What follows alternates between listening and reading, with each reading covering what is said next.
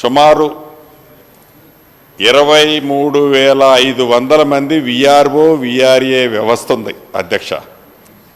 ఈ రాష్ట్ర విభజనకి అవటానికి ముందు రాష్ట్ర విభజన వచ్చిన తర్వాత 2020 మీ చట్టం ప్రకారం 2023 మీరిచ్చిన మెమోలో జీవో ప్రకారం ఈ 23,000 విఆర్ఏ విఆర్ఓ వ్యవస్థను మొత్తాన్ని కూడా మీరు ఏ రెవెన్యూ గ్రామంలో సుమారు 10,954 రెవెన్యూ గ్రామాలు ఉన్నాయి. ఈ 10,954 రెవెన్యూ గ్రామాల్లో రెవెన్యూ వ్యవస్థకు సంబంధించిన ఒక్క వ్యక్తిని మీరు చూపించండి. ఆ గ్రామానికి స్పెసిఫిక్గా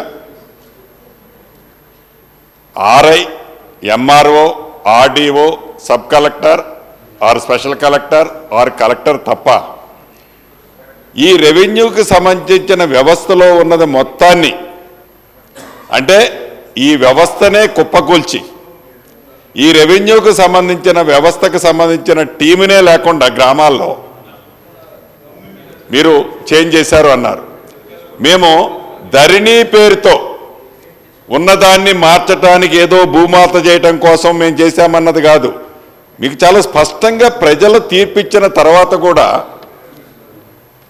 మొన్న అసెంబ్లీ ఎన్నికల్లో ప్రజలు తీర్పిచ్చిన తర్వాత మీకు ప్రధానమైంది ఈ ధరణి పోర్టల్తో మీకు వచ్చిన ప్రమాదం అని ఇప్పటికీ కూడా మీరు గ్రహించకపోవడం చాలా బాధాకరం అధ్యక్ష. తమరి ద్వారా వాళ్ళకి తెలియజేస్తున్నా. నేను ఆనాడు పార్లమెంటు సభ్యుడిగా ఉన్నప్పుడు మీరందరూ గుండె మీద చేసుకొని చెప్పండి, కూర్చున్నమాట వాస్తవం.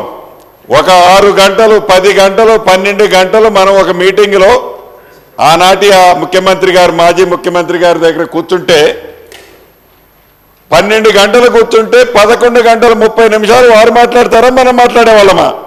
చెప్పండి మీరు. అంటే దాంట్లో నేను డెప్త్గా పోలేదని, దాన్ని ఏదో మీరు ఇట్లా గోకితే నేను గోక్కుండా ఉండను.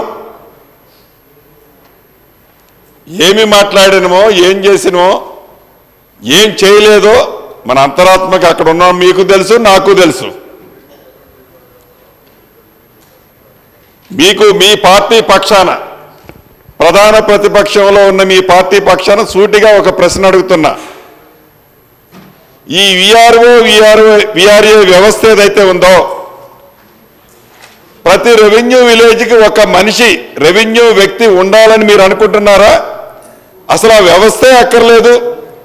డైరెక్ట్గా గ్రామ స్థాయిలో ఉన్న రెవెన్యూ వ్యవస్థను తీసుకొచ్చి హైదరాబాద్ సెక్రటేరియట్లో పెట్టాలని అనుకుంటున్నారో మీ సమాధానంలో చెప్పండి.